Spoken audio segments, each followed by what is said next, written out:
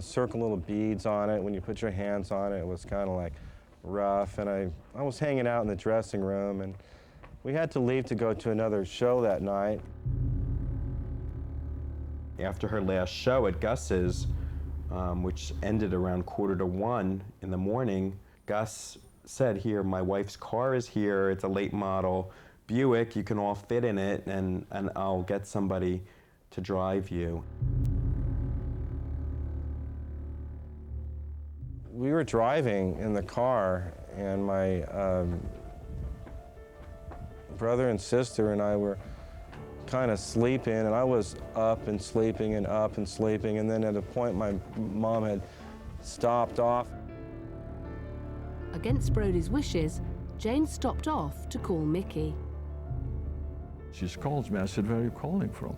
He says, "I'm over here in a filling station putting some gas in, and I'm getting the children in the back seat that they can sleep. There's still a couple of hours to go." And I hear in the background of an angry voice, which sounded like that's a wrong thing for her to do, to call at that time. So I gathered where it's coming from. I was coming from her companion, and she said, "Well," he said, honey, I gotta go, I gotta go," and she hung up. Nobody knew that Ronnie Harrison had about 2 hours sleep in the past 3 days. And, you know, Ronnie wanted to get to New Orleans, drop them off, and get back so he could go to sleep. So, unfortunately, you know, their ride became their last.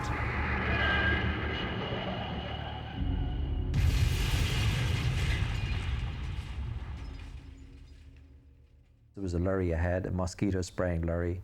It was putting up clouds of mist behind it as it was spraying, and somehow this young, tired driver miscalculated, and they plowed under the flatbed at the back of the lorry, and the front seat passengers were effectively decapitated. A bulletin has just been handed to me.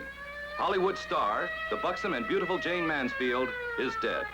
She was killed instantly when the car she was riding in collided with a truck a few miles from New Orleans early this morning. A flaming, grinding car crash ended the bright movie career of famed Jayne Mansfield on June 29, 1967. Jayne Mansfield died while driving to New Orleans. At 33 years of age, Hollywood's smartest dumb blonde lay at the side of the road. She died instantly and was almost decapitated.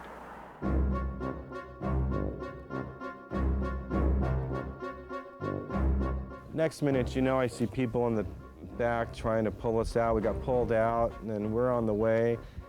And I was thinking about my sister Mariska. They go, "Mariska?" As soon as they heard that, they went back and they said, "Oh, gee, there's another person in the car." So they went back and they got her, and she was stuck underneath the seat.